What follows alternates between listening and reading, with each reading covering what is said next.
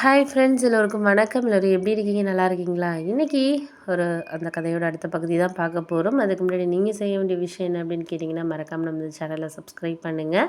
கீழே இருக்க பெல் பட்டனையும் கிளிக் பண்ணுங்கள். அப்போ தான் நான் வீடியோஸ் போட்டோடனே உடனுக்குடனே உங்களுக்கு நோட்டிஃபிகேஷன்ஸ் வரும். ஸோ மறக்காமல் சேனலை சப்ஸ்கிரைப் பண்ணிவிட்டு வீடியோ பாருங்கள் ஃப்ரெண்ட்ஸ். வாங்க நம்ம கதைக்குள்ளே போகலாம். அதுக்கப்புறம் அக்காவுக்கு இங்கே இது மாதிரி எல்லாம் ஓகே, பொண்ணெல்லாம் பிடிச்சிருக்கு, ஜாதகம் எல்லாமே சரியாக வருதுன்ட்டு.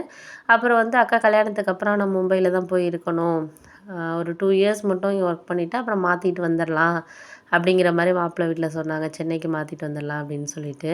அதனால் அப்பாவும் சரி, அவங்களுக்கும் கொஞ்சம் தெரிஞ்ச அவங்க வீடு எல்லாமே, மாப்பிள்ளை வீடு எல்லாமே கொஞ்சம் அப்பாவுக்கு அப்போது ஓரளவு தெரிஞ்சவங்க, கொஞ்சம் தூரத்து சொந்தங்கிறதுனால கொஞ்சம் பரவாயில்ல, மாப்பிள்ளையும் நல்லா இருக்கான், பையனும் நல்லா இருக்கான் அப்படின்னு சொல்லிட்டு அக்காவுக்கும் பிடிச்சிருந்துச்சு. அக்கா டீச்சராக தான் ஒர்க் பண்ணிகிட்டு இருந்தாங்க ஸ்கூலில்.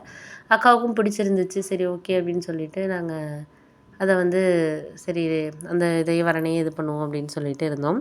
அதுக்கப்புறம் அக்கா சொன்னாங்க, எனக்கு இந்த இது பிடிச்சிருக்குடா அப்படிங்கிற மாதிரி அவங்க எங்கிட்ட பேசினாங்க. அதுக்கப்புறம் நாங்களும் சரி ஓகே, நம்ம அக்காவுக்கு இது நானும் அப்பா கிட்ட சொன்னேன், அக்காவுக்கும் பிடிச்சிருக்குப்பா, நம்ம இதையே அக்காவுக்கு பேசி முடிச்சிடலாம்ப்பா அப்படின்னு சொன்னோன்னே, அதுக்கப்புறம் அவங்க சொன்னாங்க சரி ஓகே ஓகே அப்படின்னு சொல்லிட்டு, அதுக்கப்புறம் நாங்கள் கொஞ்சம் அந்த வரனையை பேசி முடிக்கிறத நிச்சயம் பண்ணலாம் அப்படின்னு சொல்லிட்டு சொன்னோம்.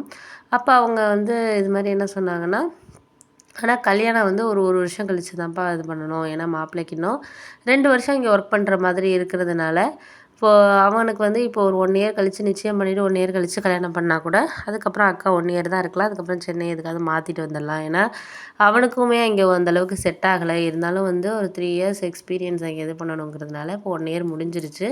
இன்னொரு 1 வருஷம் மட்டும் அவங்களுக்குள்ள ஒரு பேசி பழகி ஒரு நல்ல ஒரு இது வரணும் அப்படிங்கிற மாதிரி சொன்னோன்னே, அப்புறம் அப்பாவும் சொன்னார், ஏன்னா நமக்கும் கல்யாணத்துக்கான எல்லா பணம் இதெல்லாம் ரெடி பண்ணணும், எல்லாம் செய்கிறது அதெல்லாம் இதுக்கெல்லாம் ரெடி பண்ணுறாரு, நமக்கு கொஞ்சம் டைம் தேவைப்படுதுங்கிறதுனால அப்பா சரி ஓகே, நிச்சயம் மட்டும் கொஞ்சம் முக்கியமான சொந்தக்காரவங்களாம் கூப்பிட்டு மட்டும் ஒரு மண்டபத்தில் பக்கத்தில் நாங்கள் ரெடி பண்ணுறோம் அப்படின்னோடனே, சரி ஓகே அப்படின்னு சொல்லிட்டு அப்புறம் நாங்கள் அதை பேசிகிட்டு இருந்தோம். 2 3 நாள் கழித்து மாப்பிள்ளை மும்பையிலேருந்து வந்தார். வந்ததுக்கப்புறம் சரி ஓகே அப்படின்னு சொல்லிட்டு அக்கா எல்லாமே பிடிச்சிருந்துச்சு.